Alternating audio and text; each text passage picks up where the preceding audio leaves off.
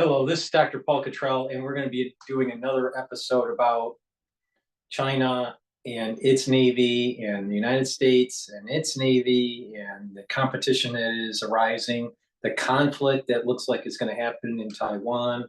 So before we begin, please make sure you subscribe to all my channels. I have 4 channels on YouTube. I have Brighteon, Bitchute, and Rumble.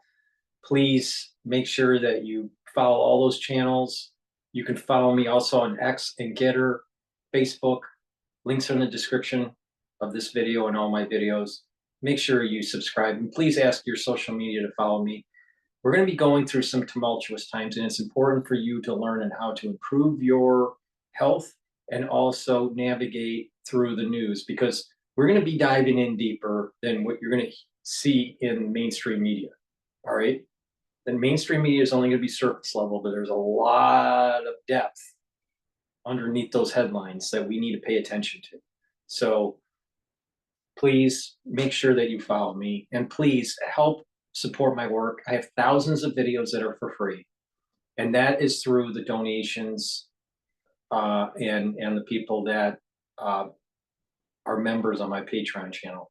So you can donate on my website, the-studio-reykjavik.com, through Stripe, PayPal, or Buy Me a Coffee on the homepage of my website at the very bottom. It's easy. You just click the link, and then you can donate. Or you can be a paid member to my Patreon channel, and I have different tiers for those levels, and you get some access to some of the medical lectures that I've done. That way, you're helping to support the channel, and most of my videos are for free for people to learn. I received a message, saying, you're so focused, you used to be so focused on sequencing pathogens and stuff. The reality of the situation, and it's what I've been saying for in 2020, it's really important to pay attention to people that are polymaths. Polymaths are going to be the ones that are going to be able to help you navigate through the tumultuous times, because there's going to be multiple things happen, and that you need these people to anchor to, so you understand what's going on. All right. And I'm one of those types of people. All right. I'm not a one-trick pony. I never have. I never will be. And the unique perspectives I have and the prescience that I have is profound. So please follow me, and ask for your social media to follow me also. It's all connected. Everything I've been covering is connected. All right. So what we're going to do is we're going to be going over Chinese spy ships. Please help also to support my work by helping to support your health, and go to my store, the-studio-reykjavik.com. I have partnered up with Rainbow Herbals, and we've done these deodorants. This one is peppermint, lavender, and tea tree. This one is citrus. They're made from essential oils from the Himalayas. Very high quality deodorants. They have no aluminum, no baking soda in it. Very high quality ingredients, and it's dual purpose. You use it as a deodorant every day, but it also helps to detoxify your body. So please go to the store, get a couple bars for your household. It's for males and females. It's a great product. It's a very high quality product. So please go to the store and get the deodorant that I have. In addition, we also made an even better bar, which is a skincare bar. You put it on your skin. You can use it every day or every other day, and you'll notice that your skin is softer and smoother, and there's a little bit of a shine to your skin if you use it every day or every other day. In addition, you can apply it to a wound, a cut, an abrasion, a minor burn. It'll help to heal it quicker. And it can help with muscle ache or a bug bite. It'll stop the itch from the bug bite, like a mosquito bite, and you rub it on the sore muscle, and it'll alleviate the pain, if not completely eliminate the pain, depending on how severe it is. It works very quickly. It works within like 60 seconds, 30 seconds. So please go to the store and get the Even Better bar. It's a multi-purpose bar, something that you should have in your medicine cabinet because you're going to need this sometime throughout the year. So please go to the store and get the Even Better bar. Very high quality. It's also made from essential oils from the Himalayas. All right, so let's begin with the Chinese spy ships.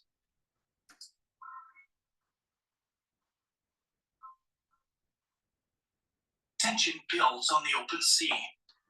America's most powerful warships find themselves under constant surveillance by Chinese vessels. This encounter is more than just ships passing in the night. It's a complex ordeal of military might, cutting-edge technology, and international law. What really happens during these tense standoffs? What happens when a Chinese spy ship follows a U.S. Navy carrier group? When an unknown vessel appears on the radar of a U.S. aircraft carrier, it sets off a chain of well-rehearsed actions. The bridge crew's first priority is to establish the identity and the intentions of the approaching ship.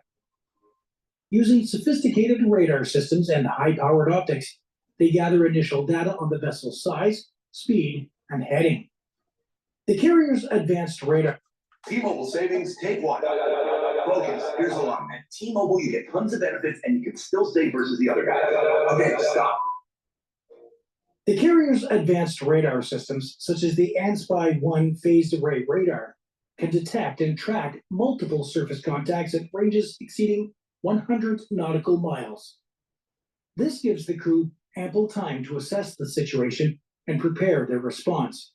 Alongside radar, electro-optical and infrared sensors provide visual confirmation of the approaching vessel, even in low visibility conditions. Simultaneously, the carrier's communications team springs into action. They attempt to establish radio contact with the unknown ship using internationally recognized maritime frequencies. The message is clear and professional. This is the United States Navy vessel so-and-so, conducting routine operations in international waters. Please identify yourself and state your intentions. If the approaching vessel is identified as a Chinese spy ship, the communication takes on added significance. The U.S. Navy's approach is to maintain a calm and professional demeanor, regardless of the potential tensions. They might say something like, "Chinese vessel, this is the U.S. Navy carrier so-and-so. We are conducting lawful operations in international waters. We request that you maintain a safe distance and avoid any actions that could be misconstrued as hostile." The initial communication serves multiple purposes. It establishes the U.S. presence, clarifies intentions, and opens a channel for dialogue. It also sets the tone for the interaction, emphasizing professionalism and adherence to international maritime law. The carrier's crew is trained to communicate in multiple languages, including Mandarin Chinese, to ensure a clear understanding. They use standardized phraseology and protocols, such as those outlined in the Code for Unplanned Encounters at Sea, or CUES, to minimize the risk of misunderstandings. Monitoring and information gathering. While communication is ongoing, the carrier's advanced sensor suites are working overtime. Radar operators track the spy ship's every move, while electronic warfare specialists analyze its emissions. These could include radar signals, radio transmissions, or other electronic signatures that might reveal the ship's capabilities and intentions. The carrier's electronic warfare systems, such as the AN/SLQ-32, are capable of detecting, identifying, and if necessary, jamming enemy radar and communication systems. These systems provide a comprehensive electronic picture of the surrounding area, allowing the crew to distinguish between different types of vessels and potential threats. The carrier's E-2 Hawkeye airborne early warning aircraft might be launched to provide a wider picture of the surrounding area. These eyes in the sky can detect and track multiple surface and air contacts at great distances, ensuring the carrier group isn't caught off guard by any additional vessels that might be operating in concert with the spy ship. The E-2 Hawkeye, with its distinctive rotating radar dome, can track hundreds of targets simultaneously at ranges of up to 350 nautical miles. Its ability to coordinate with fighter aircraft and surface ships makes it an invaluable asset in managing complex maritime situations. Intelligence analysts aboard the carrier pore over the gathered data, comparing it with known information about Chinese naval capabilities. They're looking for any signs of unusual behavior or new technologies that could indicate a shift in Chinese tactics or capabilities. The analysts use sophisticated software to cross-reference the spy ship's characteristics with a database of known vessel types. They pay particular attention to any modifications or upgrades that might indicate new surveillance or weapons capabilities. It's crucial to note that while the US Navy gathers this intelligence, they do so within the bounds of international law. There's a fine line between lawful observation and provocative action, and the Navy is careful not to cross it. Maintaining mission objectives. The presence of a Chinese spy ship, while unwelcome, doesn't deter the US Navy from its primary mission. Whether it's conducting freedom of navigation operations, participating in joint exercises with allies, or simply patrolling international waters, the carrier group continues its planned activities. This unwavering focus sends a clear message. The US Navy will not be intimidated or deterred from its lawful activities in international waters. It's a demonstration of resolve that goes beyond mere words. However, the carrier group might make subtle adjustments to its operations. Certain sensitive activities might be postponed or conducted in a way that minimizes the intelligence value to the observing spy ship. The goal is to balance the need to complete the mission with the pragmatic reality of operating under surveillance. For example, if the carrier group was planning to conduct a missile defense exercise, they might alter the timing or the location to reduce the amount of useful data that the Chinese ship could collect. Similarly, they might adjust their electronic emissions using strict emissions control or ENCON procedures to limit the information available to the spy ship's sensors. Collaboration with allies. In many cases, US carriers don't operate alone. They're often accompanied by ships from allied nations, particularly when operating in sensitive areas like the South China Sea. The presence of a Chinese spy ship adds an extra layer of complexity to these multinational operations. Clear communications between allied vessels becomes even more critical in these situations. The US carrier, as the flagship of the group, takes the lead in coordinating the response. This might involve designating specific ships to monitor the spy vessel while others continue with planned exercises. For instance, during the April 2024 incident, the USS Harper's Ferry was operating alongside ships from the Philippines and France. This multinational presence demonstrates. Want to trade Bitcoin, plus oil, plus gold, plus S&P 500, plus so much more? Let me introduce you to Plus 500. Bitchute. This multinational presence demonstrated the united front of US allies in the region and complicated China's surveillance efforts. Allied ships also play a crucial role in information gathering. By spreading out and observing from different angles, they can provide a more comprehensive picture of the spy ship's activities. This collaborative approach not only enhances situational awareness, but also demonstrates the strength and unity of the alliance. The ability to seamlessly integrate operations with allied navies is a key strength of the US Navy. Regular joint exercises like the annual Balikatan exercises with the Philippines ensure that allied forces can work together effectively in high-pressure situations. Before we move on, I want to take this chance to invite you to join our channel as a member, which not only helps us to continue producing these fantastic videos about the US Navy, but it also serves as a tribute to all the veterans who tune in to our videos. Head on over to the link in the description, or simply visit our channel page and select Join. Thank you so much. Now let's get back to the topic. International law and freedom of navigation. The encounters between US carriers and Chinese spy ships takes place against the backdrop of international maritime law, particularly the United Nations Convention on the Law of the Sea, or UNCLOS. This comprehensive treaty, often described as a constitution for the oceans, sets out the rights and responsibilities of nations in their use of the world's oceans. UNCLOS, which came into force in 1994, defines various maritime zones and the rights associated with them. High seas. That's the areas beyond national jurisdiction, where all states enjoy freedoms of navigation, overflight, laying of submarine cables, and scientific research.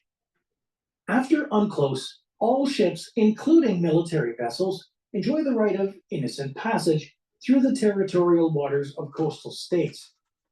This right extends to the exclusive economic zones, or the EEZs, which stretch up to 200 nautical miles from a nation's coastline. In these areas, foreign ships are permitted to conduct activities that do not infringe on the coastal state's rights or pose a threat to its security. The U.S. Navy's operations in the South China Sea, including the presence of carrier groups, are conducted under the principle of freedom of navigation. This long-standing maritime tradition, codified in UNCLOS, allows ships to sail freely through international waters and EEZs. However, China's interpretation of these laws has led to significant tensions. China claims vast areas of the South China Sea as its sovereign territory, far beyond the limits recognized by international law. It has built artificial islands and military installations in disputed areas, challenging the traditional understanding of maritime rights. China's claims are based on the 9-dash line. It's a vague demarcation that encompasses nearly 90% of the South China Sea. This claim overlaps with the EEZs of several other nations, including the Philippines, Vietnam, Malaysia, and Brunei. The US, along with many other nations, rejects China's expansive claims. By conducting regular freedom of navigation operations, or FONOPs, the US Navy asserts the right of all nations to sail freely through these waters. These operations often include sailing within 12 nautical miles of Chinese claimed features, demonstrating that the US does not recognize them as sovereign territory. FONOPs are carefully planned and executed to challenge excessive maritime claims while adhering to international law. They typically involve a US warship sailing on a predetermined course through disputed waters, often accompanied by public statements explaining the operation's purpose. The presence of Chinese spy ships. If you're an artist like me, you know how daunting a blank page can be. So when it comes to starting a business and building a website, I have a solution that jumps. The presence of Chinese spy ships shadowing US carriers can be seen as part of this broader legal and strategic contest. While such surveillance activities are not explicitly prohibited by international law, they contribute to an atmosphere of tension and mistrust. It's worth noting that the United States, while a strong proponent of UNCLOS principles, has not ratified the treaty due to domestic political considerations. However, the US considers many of its provisions to be customary international law and acts in accordance with them. Geopolitical implications. The cat and mouse game between the US carriers and Chinese spy ships has implications that extend far beyond the immediate tactical situation. These encounters are symptoms of a broader shift in the global balance of power, particularly the Indo-Pacific region. For decades, the US Navy has been the dominant force in the Pacific, with its carrier groups serving as powerful symbols of American military might. China's growing naval capabilities, including its expanding fleet of surveillance vessels, represents a direct challenge to this dominance. China's naval modernization program has been rapid and comprehensive. In addition to spy ships like the Tianwang-Jing, China has been building aircraft carriers, advanced destroyers, and submarines at an impressive rate. This naval buildup is part of China's broader strategy to become a world-class military power by 2049, the centenary of the People's Republic. The encounters between carriers and spy ships also serve as a testing ground for new technologies and tactics.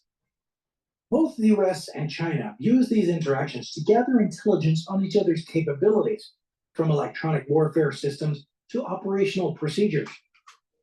For example, the close approach of the Tianwang-Jing to US allied ships during the April 2024 exercise likely provided valuable data on the electronic emissions and operational patterns of these vessels. Similarly, US forces gain insights into Chinese surveillance capabilities and tactics through these encounters. Looking to the future, the frequency and nature of these encounters are likely to shape the evolution of naval strategy and international maritime law. As China continues to assert its claims and the US responds to maintain its influence, the potential for miscalculation or escalation remains a constant concern. Efforts at de-escalation and confidence-building measures between the two navies are crucial. Initiatives like the Code for Unplanned Encounters at Sea, or CUES, agreed upon by Pacific nations, including the US and China, provide protocols for communication and conduct when ships meet unexpectedly. However, the effectiveness of such measures in high-stakes encounters remains to be seen. The US and China have also established a Military Maritime Consultative Agreement, or MMCA, to discuss issues related to maritime safety.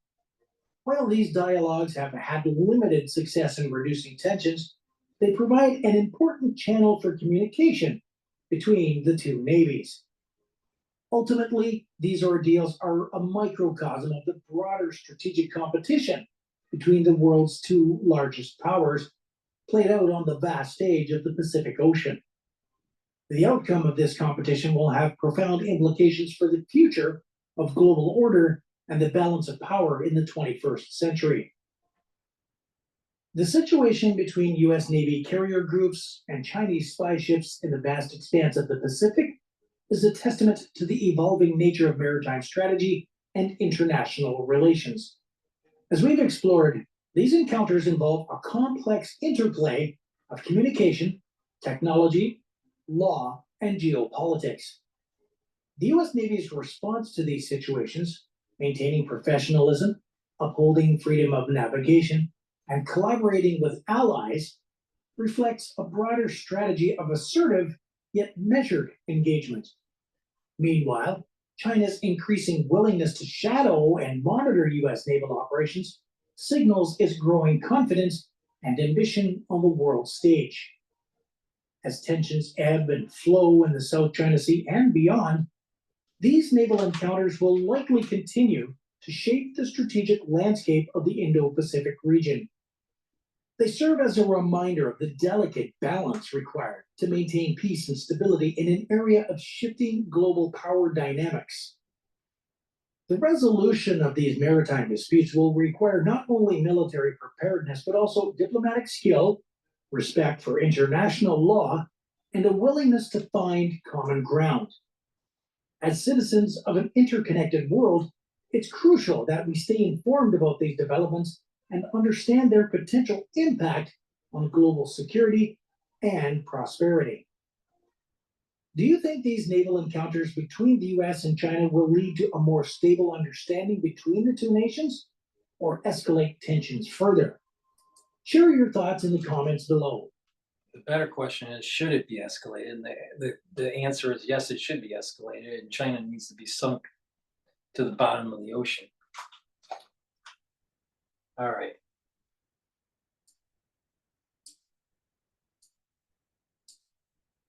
Next. Please go to my store, the-studio-reykjavik.com, and help support my work and help support your health. Follow my protocols. Just listen to what I'm doing and follow my lead, and you're going to get a lot better.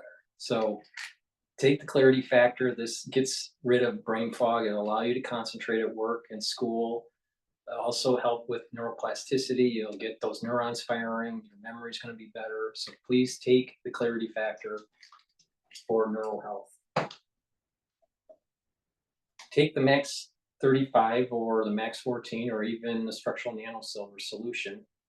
You take a teaspoon of this a day, swish in your mouth, gargle with it, swallow. It'll maintain the mucosal barrier and it will neutralize pathogens. So please go to my store, the-studio-reykjavik.com, and get the structural nano silver liquid. Resveratrol, really important to get rid of senesced cells. It will also help with mitochondrial health. It's an antioxidant. It's part of an anti-aging protocol that you should be taking every day. So please go get the resveratrol. I take it every day. It's very important. Vitamin C helps with the skin and the immune system. Take it every day. If you're not feeling well because of the cold season, take a double dose. Drink it with filtered water. Ashwagandha root helps to control glucose levels, blood glucose levels, and bring down inflammatory response in the cardiovascular system. Very important. If you listen to what I have to say when it comes to boosting up your immune system, it's about bringing down the inflammation. So if you want to improve your cardiovascular system and you want to control your blood glucose levels and bring down the inflammatory response, please go to my store, the-studio-reykjavik.com, and get the ashwagandha root. You couple that with turmeric. Turmeric is an antioxidant, but it'll also bring down those pro-inflammatory cytokines.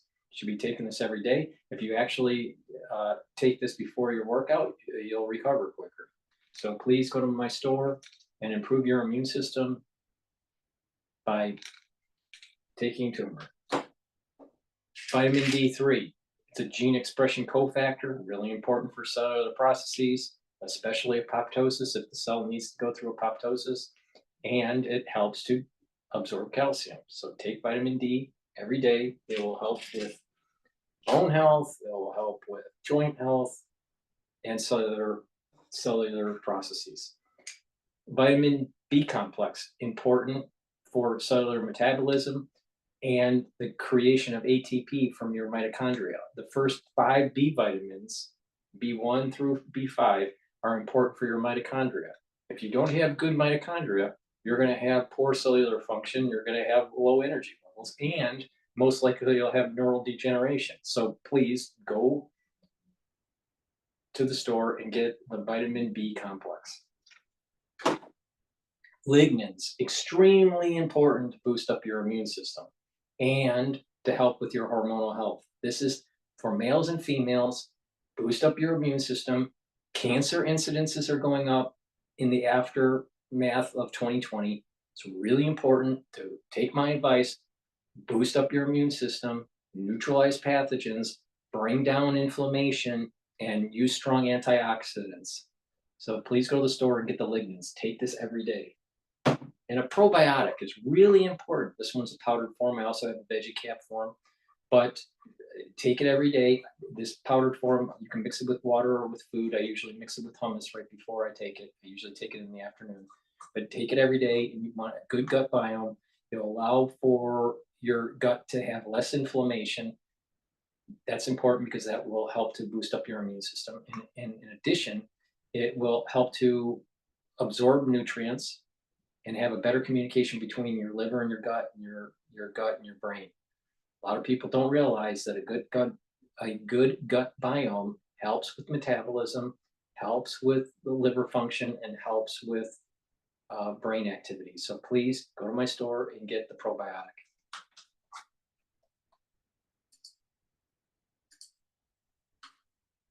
You might not have time to pick your own Sumo citrus at the peak of flavor. Now, it's better. On cost and on schedule. So that's And there you go. providers. Booz Allen advances game-changing capabilities. In the virtual studio today is my colleague, Brian O'Rourke. He's the senior editor for Proceedings, and we're going to talk about shipbuilding, or maybe rather a lack thereof for the U.S. Navy. Brian, how are you today? I'm good. I'm just working to keep my blood pressure down before we start this conversation.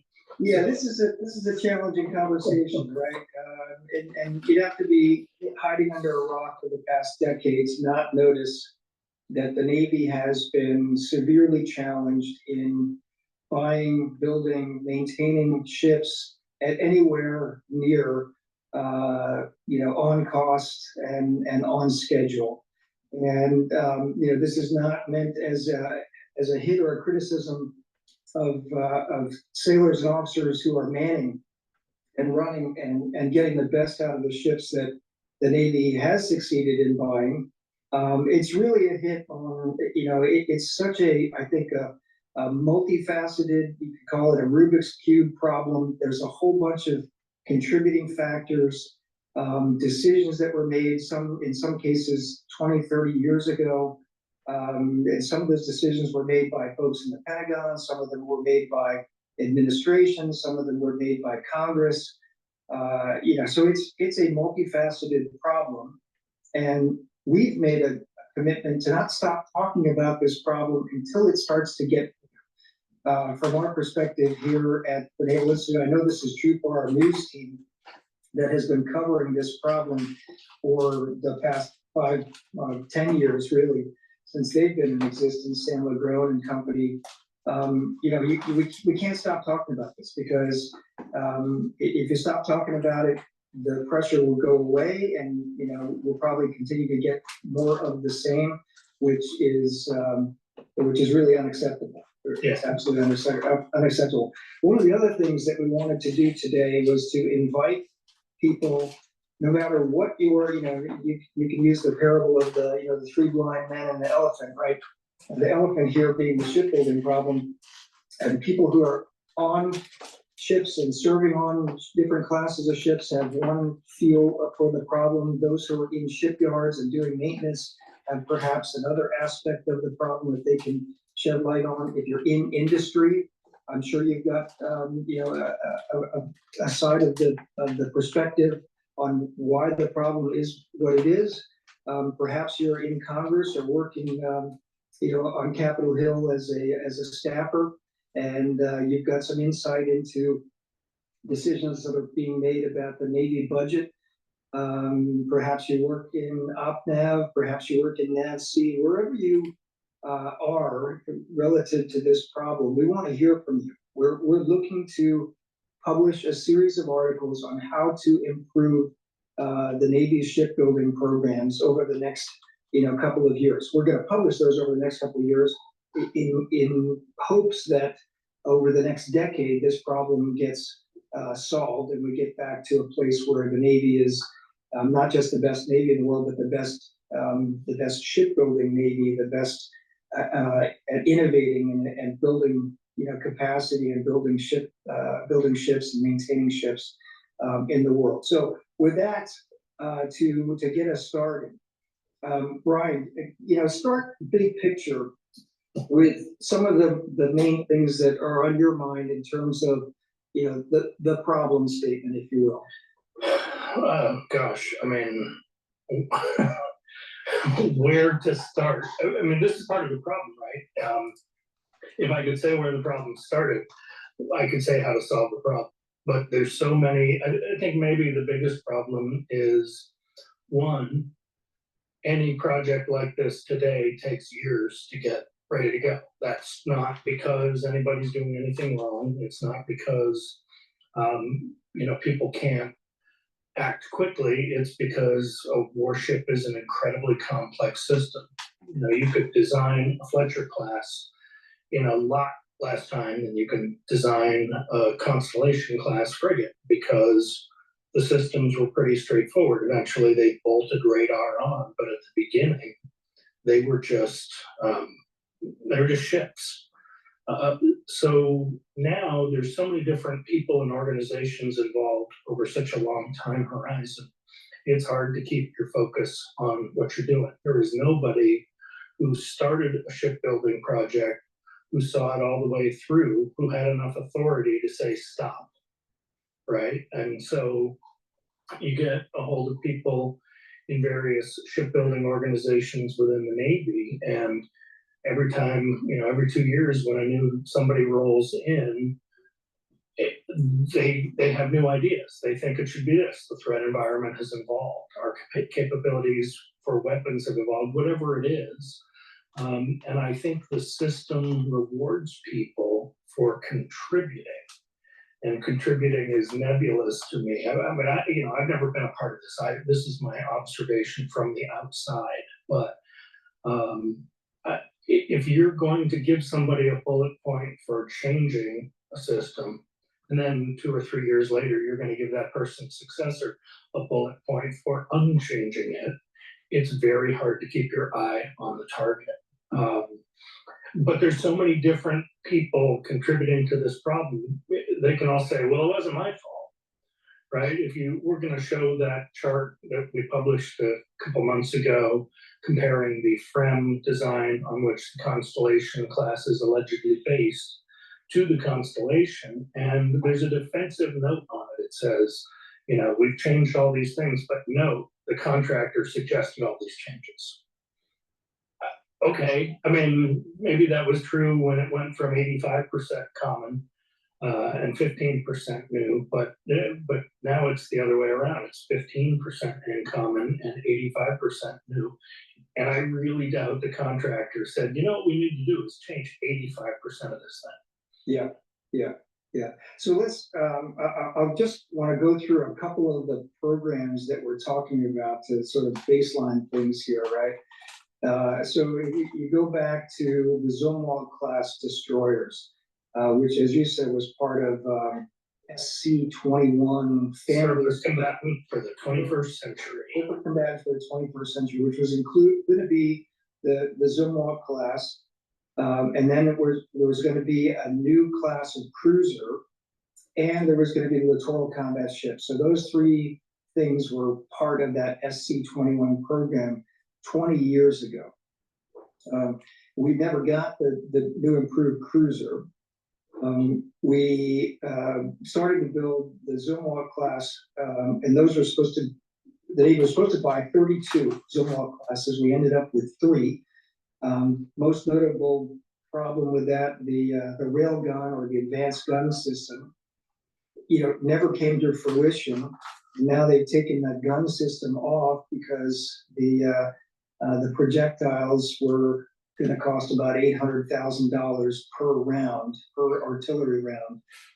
And so now the Zumwalt class destroyers, all 3 of them, don't have the gun system that they were originally sort of built for, right? They were designed to stand in close, deliver long range artillery, large caliber artillery from a stealthy platform just off the coast in support of Marines and Army troops ashore.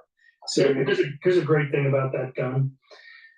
There was a notion once they realized that the artillery shell was, just too expensive, not going to work. And somebody said, well, why don't we use the Army's Paladin shell? It's about $50,000 a round, still a crap ton of money for can I say that? Heather, you might need to enter me out. A large ton of money on these things, but less than 10%. But the gun caliber is off by just enough that you can't use it. So left hand didn't talk to right hand. Nobody said, hey, what should we do? It was, let's design a shell and then fit a gun around it.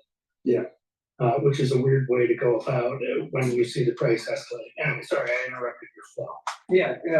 So the second one that is, shipbuilding program that has famously gotten a lot of red ink over the last 5-6 years was the Ford class carrier, right?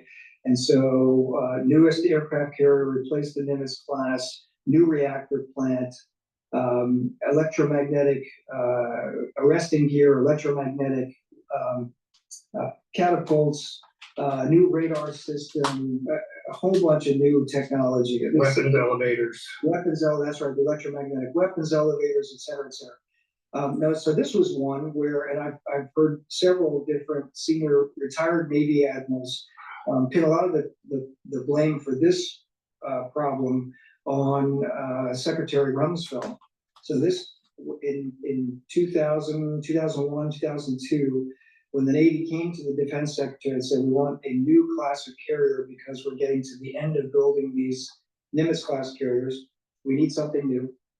And he said, we also talked to Tal Manville about this. So he's written about it for us and been on the podcast about it. And so Rumsfeld said, well, I'll allow that, but I'm not going to let you build a new class of carrier unless it is a revolutionary new ship, right? And instead of having a spiral development program where you incorporate just a couple of new technologies into the ship with the first hull, and then the second hull you add more, and the third hull you add more, right? You slowly develop this into a new set of capabilities. Rumsfeld said, read my lips, Navy, it's all or nothing. And then some of those capabilities, they were allowed to put prototypes ashore. For example, the electromagnetic catapults, they built a shore-based prototype up at Lakehurst, New Jersey, and that part of the program worked very well because they could prototype it, right? Prototype and test the hell out of it ashore. They were not allowed to do a prototyping of the electromagnetic weapons elevators. So lo and behold, you get weapons elevators with very small tolerances on a carrier. And they realized that, oh my goodness, we have to redesign these, or really do a lot of work to fix them. So that whole ship became later and later to delivery. Now the second and the third one will probably be closer to on time and on budget delivery. But that was a decision for the Ford that was made against the Navy's advice, right? That was made by the Defense Secretary. Third one is the littoral combat ships. So these were part of that SC-21 family. We're going to build Street Fighter, as Admiral Sobrowski famously came up with this idea, former president of the Naval War College, and a sort of transformational and frequent proceedings contributor back in the 1980s and 1990s. A Street Fighter concept, small, inexpensive, high speed, probably captained by a lieutenant commander, small crew, get in, get out, operate in the littorals, delivered at that time promise of $100 million max per ship. And then the decision got made by Congress, instead of down selecting to one design where you had the Freedom and the Independence classes built by two different companies, and you're supposed to have a head-to-head competition and then down select to one of them. And Congress said, no, we're not going to down select. We're going to build 18 or so of each of them. So that's a decision not made in the Pentagon, not made by the Navy, but made by folks in Congress, which is really a very bad decision, right? It's like, all right, we're gonna have tryouts for the Olympic team, and we're supposed to down select the top 6 guys or women on this particular team, and no, we're going to take all 12. We'll take all 12 and try it out, right? So that's more expensive. You end up with a watered down team, etc. The third one I wanted to talk about, or fourth one, I guess, is on submarine construction. We coming out of the Cold War, we had the Connecticut, the Seawolf class. That was another one, super expensive. The Soviet Union went home, Soviet Navy went home and rested its peers. We realized, well, wait a minute, this class of submarine, maybe we don't need it, and it's very, very expensive. So instead of building 25, 30 of them, we built 3.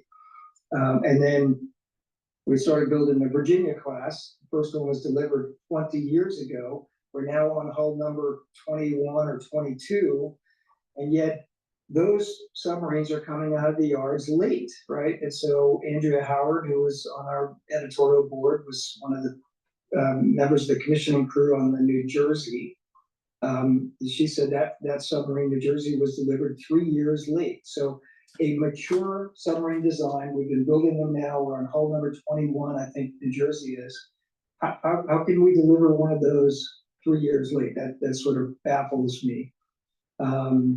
And then the final one, and we talked about this on the show, is the FFG 62, the Constellation class frigate, which the Navy went with a mature design. And in this case, it selected the FREM class, which is a French and Italian class frigate. They've been in the French and Italian navies afloat and operating and deploying for more than a decade now. But because, as you pointed out, that lack of commonality, instead of being an 85% commonality design, the Navy's now at a 15% commonality. basically change the entire ship, and it's gonna be delivered at least 3 years late. My prediction, 4 or 5 years late for the first one. So that's the baseline. That's where we are. This is this is why we're talking about this problem, because it's not just one or two classes of ships. It's consistent across all different classes of ships, and the problems and the decisions, and it's a very bad stew of problems, and we've got to figure out how to get it fixed. So first, I'll add that this isn't just a Navy problem. The Polar Security Cutter, which essentially comes out of NAVSEA. The Coast Guard is very involved as the end user, as the customer, but it all still goes through that. It's the same thing. They were given a design, they keep fiddling with it. They selected a producer of it that probably wasn't the right producer. I don't know. I'm not familiar with that process. I don't know how that decision was made. That producer has been bought out by someone who probably is more suited to a vessel of that size and category. But it isn't just a Navy problem, is essentially what I wanted to say there. I'm going to ride one of my favorite hobby horses here with the Littoral Combat Ship. And I say it all the time, and it is a rant. It sounds like a rant because it is a rant, but I think it's a rant that it is an indicator of a substantive problem, and that is that the Navy insists on calling them the Independence variant and the Freedom variant. And a variant implies a baseline with some changes. And they are completely different ships. And the fact that the Navy continues to insist on that, it is part of the delusion about this program, right? I mean, why are we pretending that they're variants? It makes zero sense. Yeah, they have completely different hull forms. Yeah, they're different hulls, different systems. They both carry similar weapons, but not in identical loadouts. And I mean, they're different ships. One's a trimaran and one's a conventional monohull. Right. You don't even have to look beyond the superstructure to understand that these are not the same animal at all. Words have meaning, right? So when you insist on an inappropriate word for something, either you don't understand it, that word does not mean what you think it means, from The Princess Bride, inconceivable, or you're deliberately obfuscating. And I think there's obfuscation here, and I think it's indicative of a culture that says we can't admit we have a problem. We have two completely different ships, and we call them variants. Why? Gosh, the list of these things is so big and so complicated, and anyone who's ever seen the movie Pentagon Wars can get a pretty quick idea of what goes on with this stuff. I think it's got to be what happened with FREM, right? The whole purpose of that was build an existing ship that we can build quickly. We'll change what we have to get our systems on it. Maybe we want a different sonar. Maybe we don't want the bow sonar, which we don't. If you look at the profile of the ship, that projection is not there. Maybe we want a different gun. Great, fine. Our helo needs on the flight deck are a little bit different. No problem. It's bigger. It's wider. It draws more. And it's allegedly chalked up to swap space weight and power for additional systems coming online later.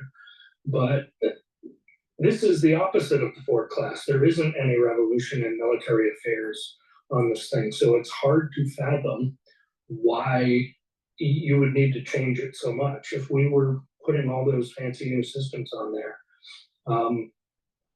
Yeah. Like I said, I was having a hard time before this podcast, getting my blood pressure under control, and obviously getting worse. Anybody who's watching is seeing me get redder and redder in the face. Yeah, I want to talk about some root causes. Let me do a commercial here. This is PNN. Please go to my store, the-studio-reykjavik.com, and get the structural nano silver soaps that I have. This one is charcoal tea tree.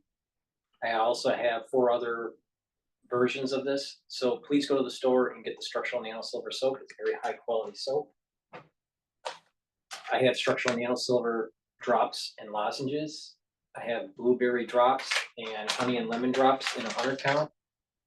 So please go to the store. This is really important for the cold season that's coming up. You're gonna need a couple bags, get a few bags for your household. I think that the cold season is going to be problematic this year. And elderberry zinc in a 21 count. The lozenges are larger than the drops. So please go to the store and get the lozenges. I also have structural nano silver liquid in a 30 ppm, which is in my hand. And the ones that get the structural nano silver liquid, either the Max 14 or the Max 35 or this one here, you should get also the applicator set. And it has a spritzer, a dropper, and a nasal spray so you can carry it in your bag instead of carrying a bottle. So please go to the store and get the applicator set and the structural nano silver liquid. Too long. This is going to be actually a short episode today because we really wanted to tee this up and let people know that one, the A1 proceedings, we've noticed this problem. We understand it is a problem. We're getting to the end of the American Sea Power project. The curated material for that project will be in kind of rolling out in September and through this fall. And so we started thinking, well, what's the next project? What's the next big thing? And it didn't take us more than about 10 seconds to realize shipbuilding is the problem. Shipbuilding is the thing that the Navy and everyone who is passionate about the Navy and making the Navy better has got to be focused on shipbuilding. We've got to get this problem solved. And so we just wanted to tee this up, talk about it for a little bit today, and then let you all, our audience, think about it. And start writing for it, right? Start jotting some things down, whether it could be a short commentary or a feature article or a submission perhaps for our upcoming General Prize Essay Contest. But this is a topic we would like to see and publish more on because we think it is incredibly important. Just for a couple minutes, I wrote down, as we were getting ready for this, some of the root causes. And I've heard these from a variety of different people over the last 5 or 6 years. One was a lack of consistent demand signal, and I hear this from people, and it resonates with me. People in industry, there's still hell to pay for sequestration in the budget acts of like 2010, 2012, 2013, and so it wreaks havoc on tier 1 and then second and third tier suppliers. When the Navy says, hey, we want to buy 10 of something, and then a year later, well, we can really only afford to buy 7. And then it goes, well, maybe it's 6. And maybe we're going to stretch this out over 5 years or 8 years instead of 3 years. So that lack of a consistent demand signal is part of the problem, right? That is one of the things that we've heard. Another one is lack of capacity. So at the end of the Cold War, when the Navy was building up towards 600 ships, and then suddenly the Cold War ended and the Soviet Navy went home and rusted at its piers, and we didn't have a pure Navy, we didn't have a blue water threat anymore. There was this massive consolidation in the defense industry. And the Pentagon kind of demanded that. They basically said, look, we're not going to be able to afford all of you different companies, the multitudes of companies that build ships or build radar systems or build weapon systems or aircraft. And so there was this huge consolidation. And that's now we're at the point where for the Navy, there's 2 shipbuilders. And then, and there's 2 submarine builders, right? And so that's not a lot of excess capacity. There's also a consolidation in the public shipyards. So the Navy got rid of a couple of public shipyards at the end of the Cold War. And so that has had an impact on capacity to maintain the current fleet. Budget shortfalls are kind of part of that, demand signal consistency.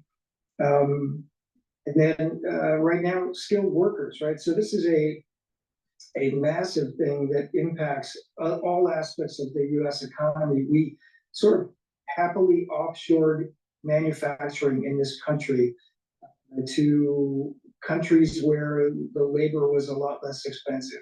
Most notably China, but other countries as well.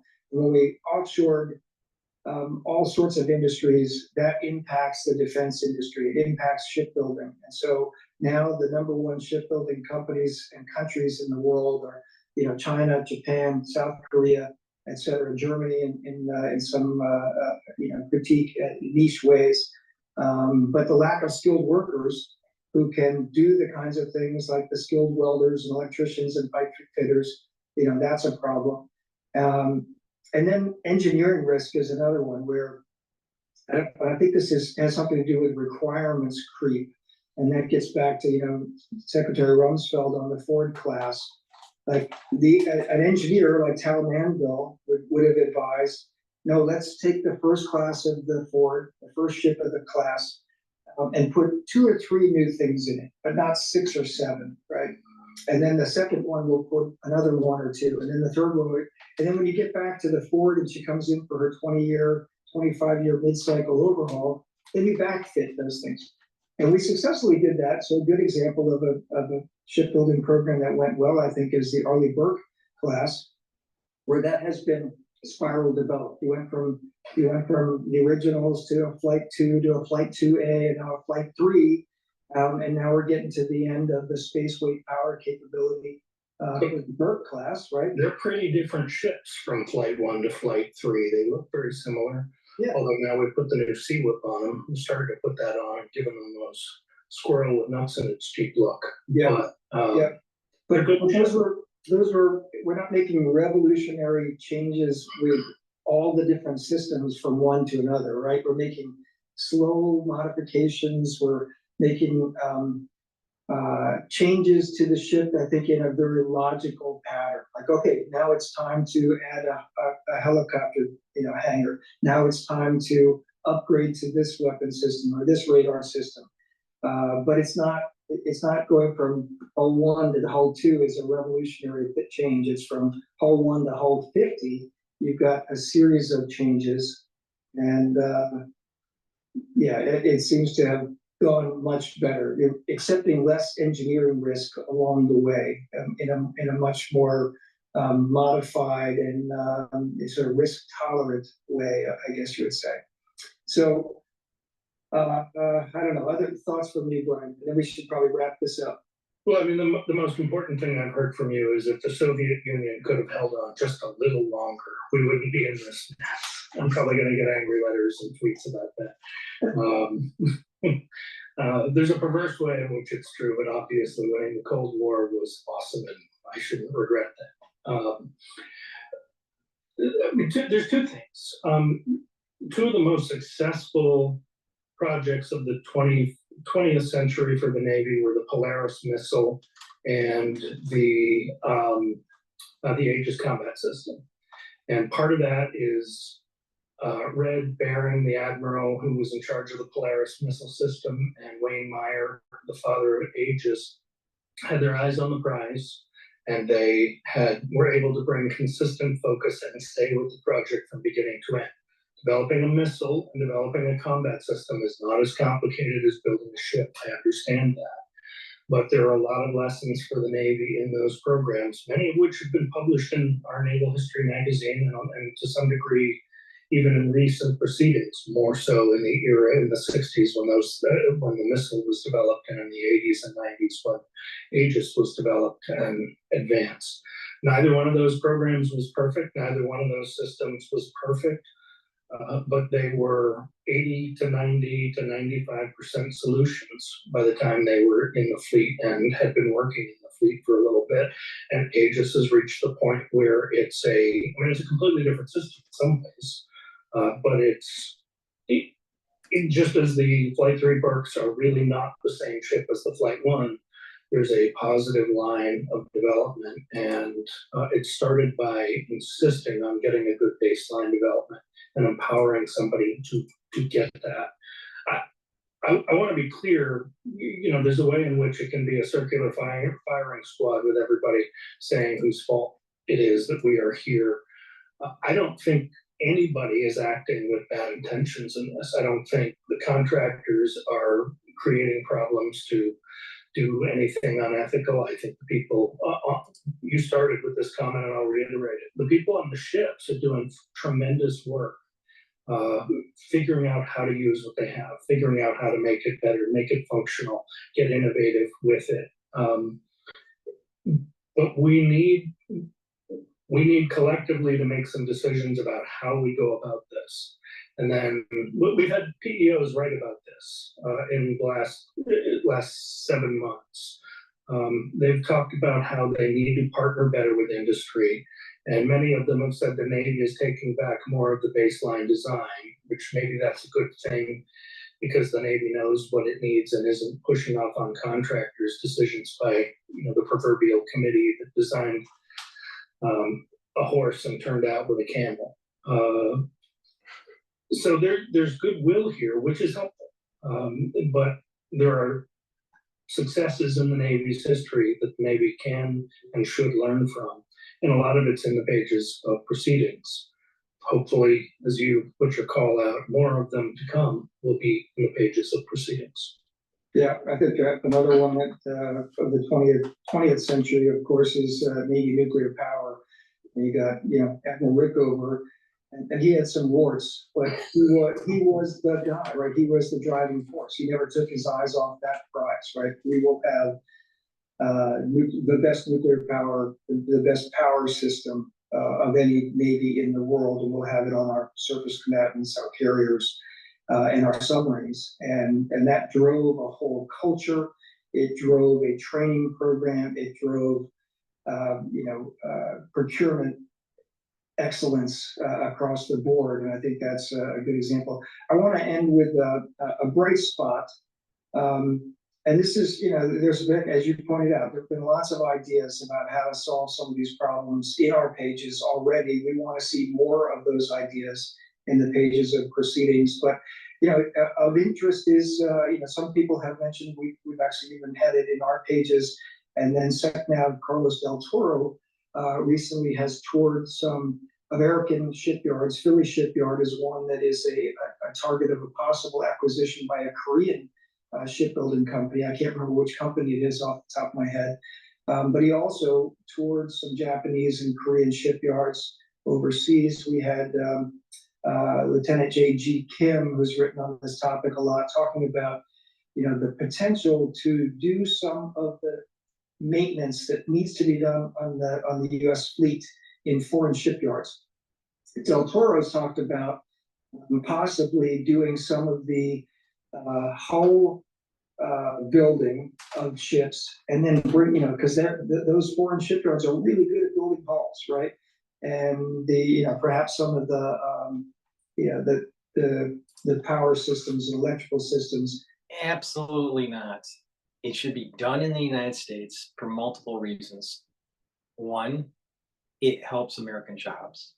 Two, it is a strategic security issue. So we can make our products here in the United States as the world goes up in flames. What happens if South Korea gets knocked out during this war? Right? We need to have capability in the United States. We need to bolster up our steel industry and our electronics industry. No, it needs to be made in the United States, period. And Congress needs to help bolster that up. There needs to be incentives to maintain our shipyards, and not just maintain, increase the shipyards. It needs to be And bring them here American and made. outfit them with the weapon systems and the sensor suites that they need to have. But start to at least chip away at that backlog of both maintenance and new construction by bringing in some of the capacity of allied shipyards until you can improve the capacity of what we have here in the United States. I think that's It's a promising idea. I don't know if it will go anywhere because there's obviously always concerns in Congress about spending U.S. defense dollars in foreign companies or foreign, countries. But it is one of the possible ideas. To me, it is a possible bright spot. And those are the kinds of ideas, we're looking for. So if you're hearing this and you're interested in writing for us, and you've got a perspective on this problem from either a user perspective or a supplier perspective or a designer engineering perspective, we want to hear from you. So how do you write for us? You can go to usni.org, click on proceedings, and on the second tier nav across the bottom of the proceedings page, you'll see a tab that says contact us. So usni.org, proceedings, contact us. And that's where you find the information on how to write for proceedings. There's a web portal, so you can write your article, write your commentary. You can submit it via the web portal, and then it gets entered in our system, and we'll start doing the evaluation process, and that leads to publication. If we select your article for a feature article, we normally pay $300 for feature articles. Or if you think that this is a great topic and you want to write about it for one of our upcoming essay contests, you can go to usni.org, proceedings, and then essay contest, because we've got a few contests coming up. All right. A general prize essay All contest. right, that's enough of that. All right, so we're gonna go to a new video about how AI is gonna be part of the whole battle space.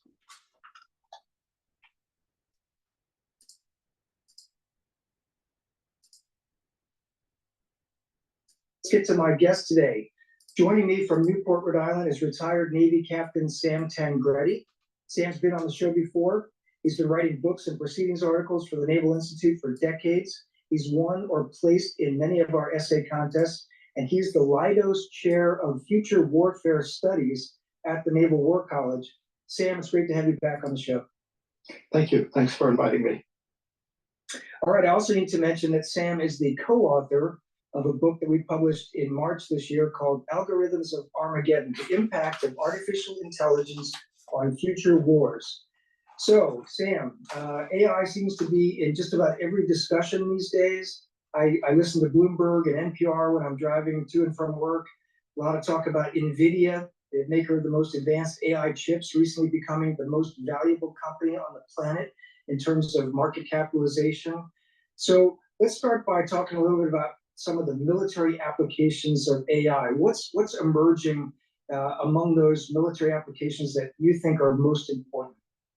Well, Bill, before I ever begin with a panelist or at a conference I do, I always ask, first thing, give your definition of what AI is.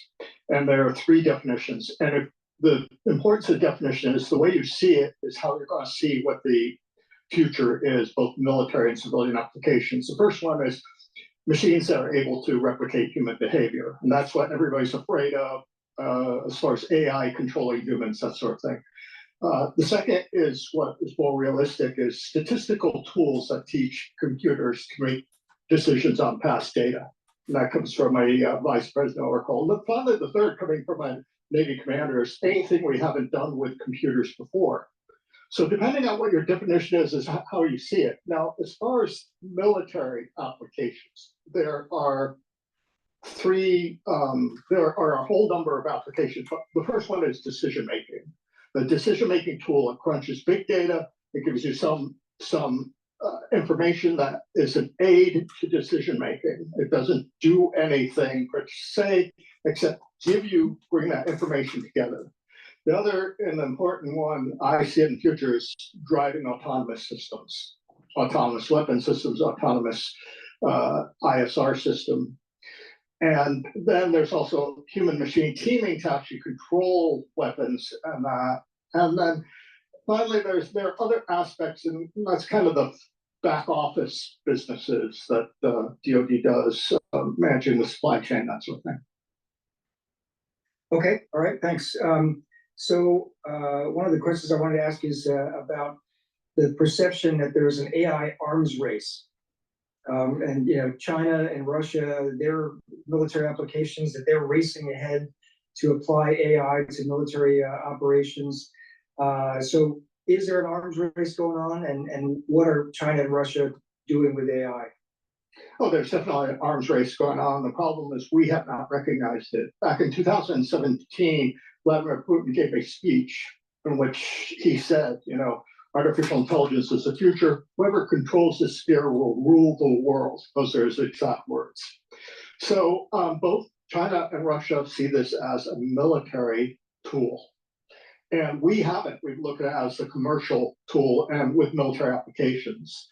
But they're way ahead of us as far as using AI in military applications. In Syria, Russia tried to use it with main battle tanks to have them operate autonomously. And it wasn't a success, but it's what they're working towards. China is doing that sort of thing too. We don't seem to recognize it.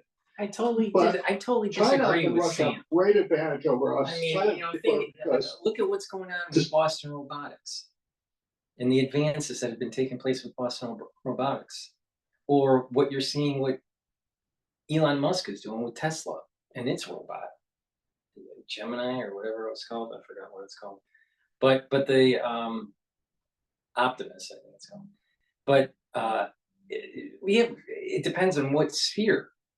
Now, where I think that this is really going for the Navy is drones, small. They're kamikazes. They're like drone kamikazes. So what was the Achilles heel of the Navy during World War II? The kamikazes, right? Well, the Achilles heel of any Navy is going to be drone kamikazes.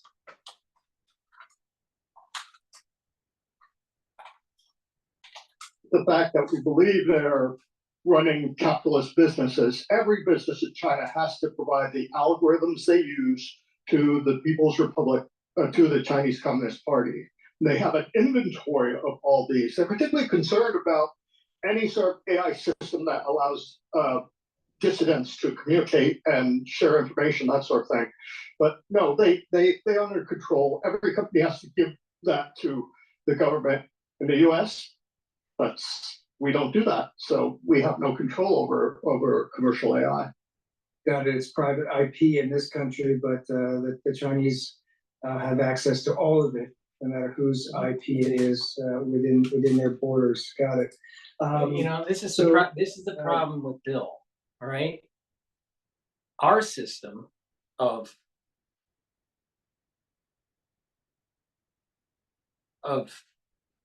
patents, right? Our system of governance, our system of business is a better system. It's an open economy. This is where he needs to say, he needs to go, what's going on with China is not a free country. I just you got to kind of push back, Bill. Don't be afraid.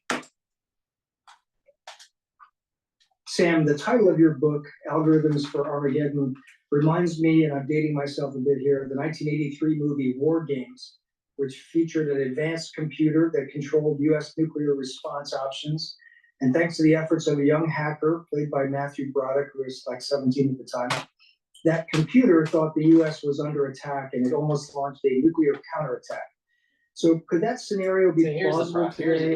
Here's another one. Even though I'm getting a lot of information from this podcast, and don't read off of a cue card, Bill. You can say this without reading off of a cue card. War Games came out in the 80s, and it's about Whopper and how artificial intelligence could potentially push us to the brink of nuclear destruction. It's really easy, Bill. Come on. Or maybe if it's not, nuclear Armageddon, something along the lines of, computer systems, AI systems, controlling firing decisions on lethal weapons. Well, first, we would only give control over nuclear weapons to AI if we're incredibly stupid, because inevitably there will be an accident of some sort. That's inevitable. AI, like all other complex systems, have what we call normal accidents. They're so complex, they're so tightly tied together that each piece has to operate properly. There might be a glitch in the code, there could be hackers, whatever. So there's gonna be those sorts of accidents. So given it controlled nuclear weapons, I mean, that's a big mistake. We call algorithms Armageddon for a different reason. Our concern is not about AI controlling humans, it's about humans using AI to control other humans. And particularly in the decision-making mode, if you remember in the Cold War, the Soviets had what they called correlation of forces, which was this grand calculation of all the big data. Didn't have AI, so we used the computers of the day, humans, to now analyze whether they could defeat NATO in a war, what at the current moment in time. My fear is that AI will be used by Chinese Communist Party and others to determine when it is the optimum time to invade Taiwan or whatever, because all the big data says this is the moment. This is when the greatest probability of victory is, given how the US's policies are. This is where blessing or curse comes in. It's based on probability. And there's always this, like, even if it's a high probability, let's say 80%, that the Chinese go in at a certain time and be successful in taking over Taiwan, there's a 20% chance that it doesn't happen. And it's through this, no matter how small that probability is, that's how the blessing can come in. So if the country does, if the country or a person warrants a blessing, it can happen, no matter what the odds against them are. And this is why people need to start understanding of what's going on with the Jewish people, what's going on with Israel. Is not about probabilities. It's about curse and blessing. And that's based on, you know, a group of people and individuals and how they act. Now, I have said that Israel is being cursed. You know, and also blessed at the same time. And it depends on what day of the week it is. But you can see, and there's this ebb and flow. But just because an AI, the point here is just because an AI predicts it, doesn't mean that it's going to happen. I mean, it's the same thing with the weather, right? So it's just that you may have faster, maybe more accurate, but it doesn't negate blessing, that the opposite happens. Right now, which is part of the calculation, what their military strength is, what kind of weapons Taiwan, crunching with big data, gives them, you know, here's the output. And then if the general secretary wants to make his mark in history by uniting all of China, he's going to use that big data crunched by AI to do that. Now, people say, well, humans wouldn't do that, but that's exactly what Imperial Japan did in the start of World War II. If you go through the records and you read about it's not a transcript, it was kept diary by the one of the ministers, Minister of Foreign Affairs.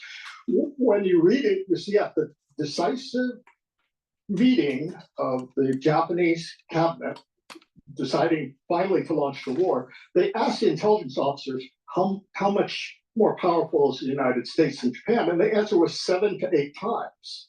Which was absolutely true, because in the war we produced 7 times the ships, the whatever. But they said in the next year they will be 10 times, given their shipbuilding program. Next year they will be 11 times. So the Japanese decided this is the time, based on the calculations. You know, we can't achieve victory. Even we may not achieve victory, but we can't. So now with AI, you could gather all that data, put together in a central location, and make, you know, statistical tools to make predictions based on past data.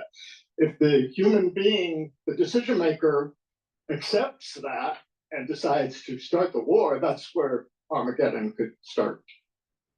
Got it. So humans using AI to make decisions that impact other humans and society and the global economy as a whole.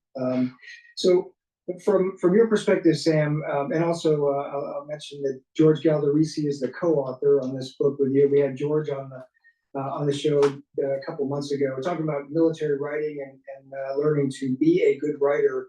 But George and you have teamed up for this book, and a great team it is. But as you and George looked at this, what did you see as the greatest risks of the U.S. military integrating AI into its weapons and its command and control? Well, the risks, AI, like any computer, I mean, in essence, is a very sophisticated computer program that trains the computers in a different way they have. So it's always open to hacking. I mean, nothing is secure. Anything that has software in it is not secure. But the most important thing that I see is that if we apply commercial AI, which everybody's talking about, commercial off-the-shelf AI, or the commercial companies are off save our defense or whatever, commercial companies can't handle deception. It's not part of their business model. Google does not know how to not be deceived except by gathering more big data.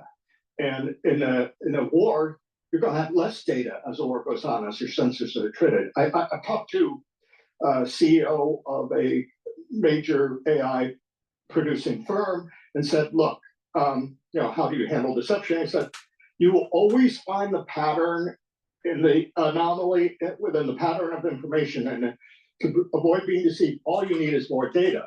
And I said, in war, you're not going to have more data.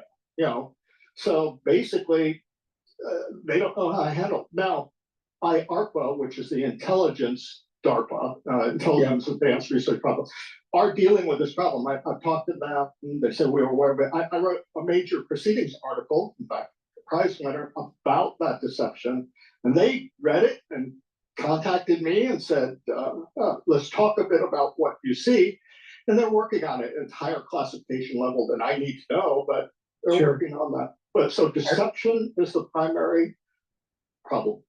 Got it. I remember that article it was a couple of years ago, and an example stood out at me, where you said that you just used the example of as an Amazon customer, and Amazon uses a lot of artificial intelligence and machine learning, and that's how it figures out, or what you like to buy, and it offers you things that you're probably going to buy, or have a good chance of purchasing. And you said that if in your a few days before going on Amazon, if you were visiting lots of sites that had to do with playing tennis, the US Open, or started shopping for a tennis racket or something, that Amazon would start to serve you up options for tennis rackets, or options for buying Slazenger tennis balls or Wilson tennis balls, despite the fact that you're not a tennis player, right?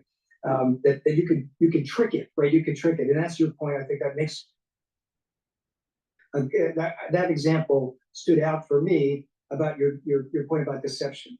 That if the adversary, in this case, most people aren't going to spend time going and looking at products online that they're not interested in. So the data all comes through a variety of different sources, and Amazon can collect that, and then Amazon can say, oh, you're looking for a tool chest, or you're looking for a new lawnmower, or you're looking for a new women's sweater. But with an adversary, if the adversary starts serving you up information that can lead to that deception, then you got a good point there. I want to flip the question now. So the other side of that question, so what are the risks that the U.S. military lags its adversaries in AI? So what if China and Russia get ahead of us in how they want to use it? What are the risks if we are not moving fast enough with artificial intelligence?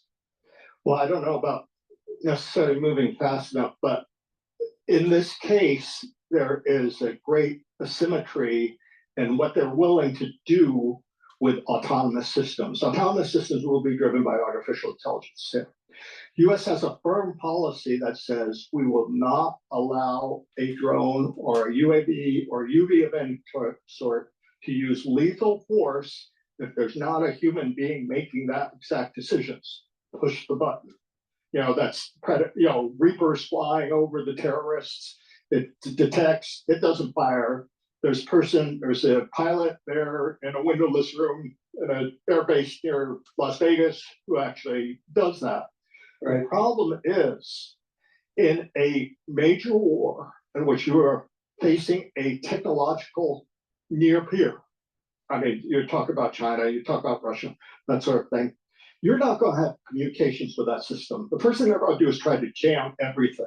Right. And my belief is, as the war goes on, you're going to have less and less communication. So you need to have these systems programmed in a way so within the parameters, they are able to use lethal force. And what we want, the current policy, and it's been this way since the Obama administration and continues, current policy is that we're not going to do that. But and that's because we want to keep humans in the loop, as it's called. Our argument is, in the future, humans can't stay in the loop in a war like that. We'll have humans on the loop. That is, we will program and direct the system what to do. We send it out. It conducts that mission. Maybe it's successful, maybe it's not. We won't actually know from it because it may never return, but maybe we get battle damage assessment from something else. But it's very much going to be like U.S. submarines in World War II coming out of Australia, operating. The Admiral of Australia never knew what they were actually doing moment by moment. They were given a patrol sector, they were given a mission, they did it. If they came back, the Admiral would know. Maybe an aircraft flying over could report back if they, damage, if they, enemy ship is on fire or something. But that's what's going to happen to UVs, and we're very reluctant to do that. China and Russia are not reluctant to do that. They're willing to give it the authority. Now, we kind of have a false notion of that because we already have weapons that do that. Humans on the loop, not in the loop. For example, the old Captor mine, now called Hammerhead, it's in place. It has this library of all possible targets, all possible ships, down to the fact that this is the SS whatever, and it could select which target it wants to fire at. You don't push a button, it selects, but you programmed it for the mission. That's what we're going to have to do with UVs, and we're not there yet. We're not willing to think in those terms yet, and that's why we're going to lag them. Got it. I guess you could, if you took that analogy a little farther, you could say that a Tomahawk, standoff 1,500 nautical mile missile, right, is you're making the decision to send it on a lethal mission, but you don't make a decision at the final moment when it attacks its target. You're making a decision a half hour or an hour or two, beforehand, right? So you got to trust that once you hit send, that it's going to do what it's going to do, that what you wanted it to do, I guess is the point. But your point is that the Russians and the Chinese are much more willing to use artificial intelligence to let the machine make lethal decisions. Yes. Now, the nuance with the Tomahawk is that you directed it to a target, and all right. So let's just assume that China and Russia are doing these things. What if you hack into the system? The United States military hacks into the system and reprograms the lethal mission, the lethalness of, let's say, the Chinese drones, the autonomous drones, to go back to China to be executing lethal missions. See, I mean, there's just, I'm telling you, the next war is going to be like Star Wars. It's going to be Star Wars, not Star Trek. It's going to be Star Wars. Before we go on, let me plug some products here. Please go to my store, the-studio-reykjavik.com, and get the omega-3. This will help with your cardiovascular health. It will lower LDL, increase your HDL levels. So please go to my store and improve your cardiovascular health. Multivitamins are very important to take every day. They're cofactors for enzymatic activity. Take this multivitamin. It is easy to digest. Go to my store, the-studio-reykjavik.com. Olive leaf extract, very important. It's a dual purpose supplement. It'll help with cardiovascular health and help to boost up your immune system. So please go to my store and get the olive leaf extract. It brings down inflammation, and it'll also bring down LDL levels and increase your HDL levels. So please go to my store and get the olive leaf extract.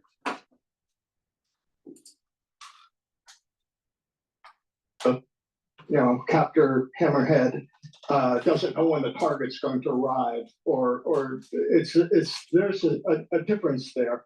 But there's a lot of things that we use in the Navy that constitute, under the definitions, artificial intelligence, but because they're old, we don't refer to that.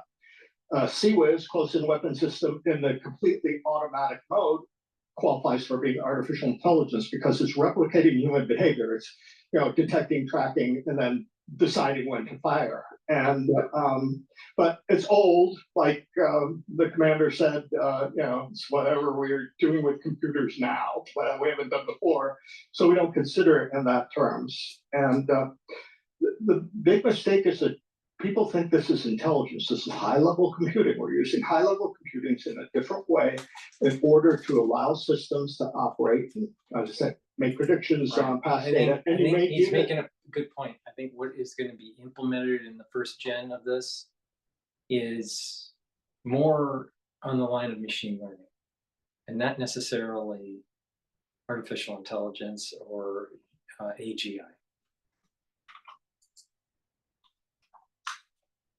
Abilities of taking some action based on that decision. Yeah. So Sam, I wanted to make a subtle point where I've mentioned that you are the Leidos Chair of Future Warfare Studies up at Newport. You're not a Leidos employee. You're on you're a U.S. Navy employee, Naval War College professor, right? But in that job, though, your job is to look at the future of warfare. Your job is to be a futurist, to think about how is warfare going to change in the next 5, 10, 15 years. I got to participate in one of your, it was like sort of a pseudo war game / workshop a couple of years ago up there at Newport. Really interesting. What kinds of questions are you and your organization getting from the Pentagon? What kinds of things is OPNAV or perhaps a larger Department of the Navy asking the Department of Future Warfare Studies at the Naval War College to contemplate? Yeah, just let me start talking about Leidos for a second. Leidos gave the Naval War College Foundation a big grant for research, so they get to name the chair. There's there's a Ruger Chair of International Economics. That's my connection. I like them, but we're not connected. Anyway, Pentagon has so many sources of information. I wish they would rely more on the Naval War College's Center for Naval Warfare Studies. I mean, we give them information, but there's so many competing people with ideas that they don't necessarily come to us. My job is to look at the future 50 years out and say, what does the Navy need to ask? Tell the leadership, you should be asking me this, because this is what's going to be the big issue. So some of the things, and the big thing in future warfare studies, there's a lot of people studying emerging technologies. I'm a strategist who looks at technologies, asks the hard questions. How do we integrate it in our strategy? Will it really cost this much? What are the vulnerabilities? That sort of thing. So tying strategy to this emerging technologies is the big challenge for the future, because someone will have this device to do whatever, a UV that can, and they'll say, well, it solves all your problems. But figuring out how to deploy it, maintain it, integrate it with a strategy, those are the toughest questions of all. Other people are doing what the new technologies are. I'm looking at them and saying, how do we integrate in our strategy? And I think that's what the Navy needs more from me and from the Naval War College than just talking about, okay, we're going to have nanotechnologies and this is what it does. Well, you can get that information elsewhere. The question is, what's it going to do for the Navy? What's it going to do for the Department of Defense in a warfighting scenario? And Yeah. we have to look at. Yeah, I want to sort of back out a little bit and go up to maybe the 30,000 or higher level here, and not just think about AI for a minute, but also think about broader perspectives and issues. And I'm recalling your General Prize Essay Contest winner this year, which was about the Replicator project. So a lot of news about the Department of Defense's focus on this thing called the Replicator project, which is, hey, we can, using lessons that have been learned or seen in the war in Ukraine, if the Department of Defense just, can produce thousands, maybe tens of thousands of small unmanned systems, like the Switchblade and other weapon systems, that we could deter war with China. We could deter the ability of China to invade Taiwan or to do what it wants to do with the South China Sea and other things. Your article said, build weapons, not small, not cheap drones, right? And some of those cheap drones and some of the not so cheap drones are powered by artificial intelligence, or, as you said, very high computing capabilities. How do we find a balance? I guess my question is this, right? So we're seeing the Navy having a real problem building ships. The Constellation class frigate program being now 3 years behind. The Columbia class SSBN looking like it's going to be delayed. I can't imagine that it won't be. You see the Ford class that took multiple years longer than it should have to build. There's the LCS classes both had severe problems with them. So the Navy's having a hard time putting more players on the field, as the CNO likes to say, in terms of ships, in terms of putting ships and submarines at sea.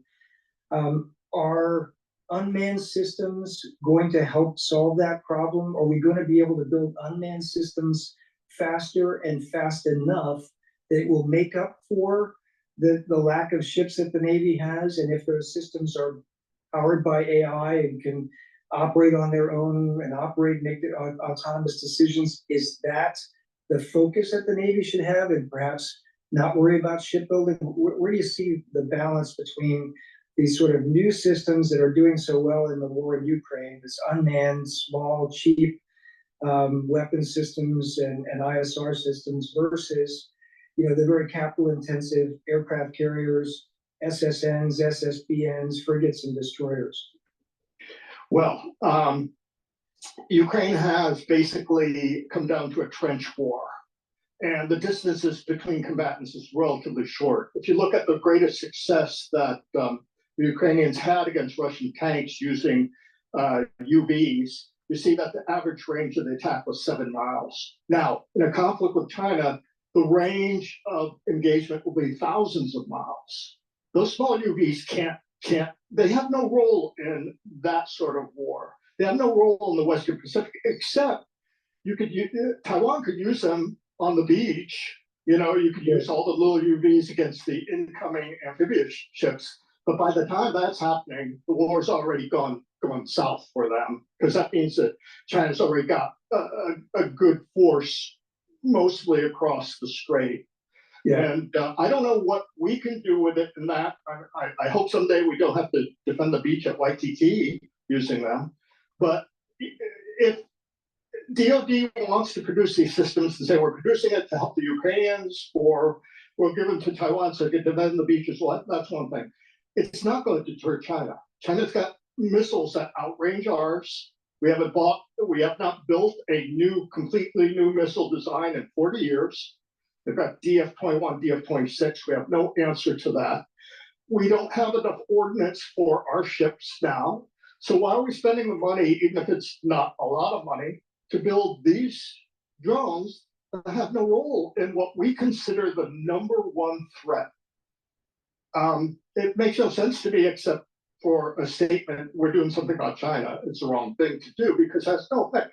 These small drones can't travel 1,000 miles, from Guam into the theater. We're going to have to get them in the theater on a ship you know, and then deploy it that way. Yeah. So that's one of the reasons that, you know, we need numbers. Now, people expect UVs, like unmanned surface vehicles, to be able to do in the near term things they cannot do. That's It's right. one thing to have a USV that can follow along other ships. The great success was navigating from San Diego to Honolulu. Well, you can do that various ways, but for a ship to operate in combat where the enemy is shooting at you, the enemy trying to destroy you, AI can't handle that now. It can't do multiple tasking like that. We are so far away. Just think about self-driving. You know, I mean, despite Elon Musk and this, I'll have 10,000 robo taxis on the street by 2019. Recently, the CEO of Rivian said, you know, we really won't have self-driving cars, real self-driving cars, till about 2050. So technology takes a long time. We're nowhere in the situation where we could replace ships with those, except for specialized missions, which we already do using some platform. I mean, sail drone is great for, you know, information in the region. Same thing we always used to do with helicopters. Okay, but they're getting more expensive and may not be even cheaper, and they're certainly not more flexible. I'm not, you know, singling out that one company or that one system, but those are not ships. There's a great statement by Nevin Carr, retired Navy admiral, who was the chief of naval research, and then Right. he was also head of Navy international programs. That's where I worked with him, and he worked for Leidos and those sorts of things. He said, you know, we don't think of Sea Hunter really as a ship. We think of it as a satellite that floats. Because it's an ISR information platform. Nobody pretends that it's going to attack an enemy ship using a weapon. We're nowhere near that. We're not going to be near that for at least 25 years, more maybe. So at this point, if you think China is going to do something in the near term, then you need to build ships. You need to get ordnance. You know, no, UVs are not going to replace fully, because just like AI, here's AI. The great success was the AI that could beat the chess master or beat the IGO master. Well, that's true. But if you went to that system with a checkerboard and put that down, system can't recognize that. It doesn't know how to play that game. These systems cannot multitask.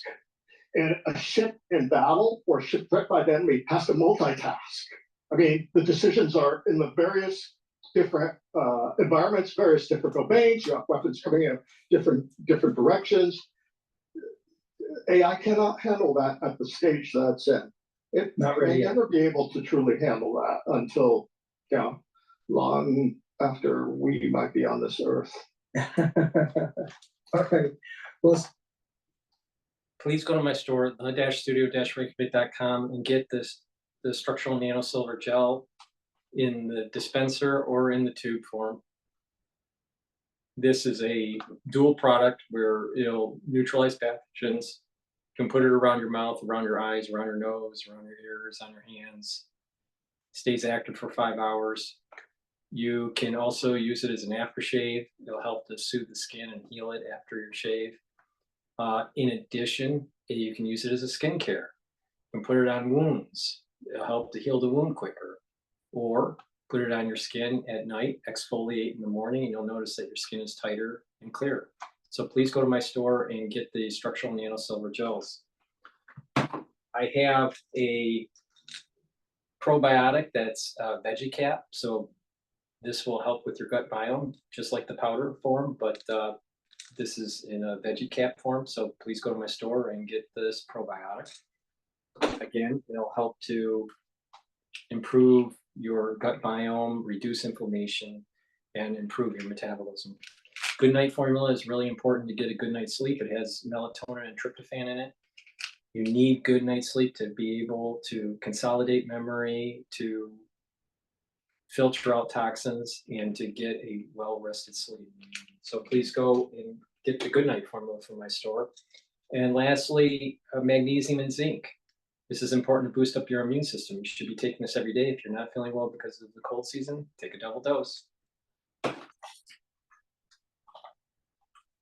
I'm gonna give you a last chance here with, what do you see, you know, if you were able to talk directly to Secretary of Defense about implementing AI in the Department of Defense, what would you think the most important thing to focus on would be? Well, first I would say, don't be over optimistic on what these technologies could do. And I have two words for being over optimistic, and that's railgun.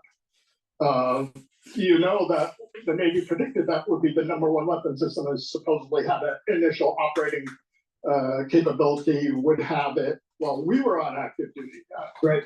Technology takes a long time. Recently, DepSecDep who is a brilliant person and a great leader, was out in Silicon Valley, and they were showing her autonomous vehicles, and she said, "I didn't realize," this is a quote, "I did not recognize that it would take us this long to achieve autonomy in these vehicles." And the thing I would say to her or to leadership is, it's going to take much longer than you think. It's going to cost a lot more money than you think. And guess what? It's not going to come from commercial sources, from purely civilian sources. They will have to partner with defense industry in order to come up with products. So expectations are too high on what this can do. This is a tool in the toolkit. AI is a tool in the toolkit. That's what it is. It's not a solution. It's a tool. And as long as we view it that way and integrate it in our other capabilities, that's kind of the message that I would give.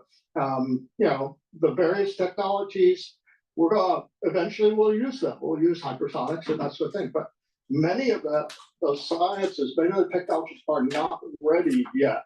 And to expect them to be ready tomorrow just because we can increase computing power is a mistake. Yep. All right. Well, that's a good way to wrap it up. So this has been a fascinating conversation, as all my conversations with Sam Tangredi are. Sam is. So we learned a little bit about the Chinese Navy. We learned a little bit about AI and shipbuilding and the problems that we're having. Please go to my store, the-studio-reykjavik.com. It's the-studio-reykjavik.com. Link is in the description of this video. And get the very strong antioxidant that I carry on my store. I have C60 in extra virgin olive oil. I also have it in avocado oil and in MCT coconut oil. C60 is a very strong antioxidant. It is a buckyball. It is lipid soluble. That's why it's in an oil. You take a teaspoon of this, you swallow it, take a teaspoon of it a day. There's a compound effect, so that's why you need to take it every day.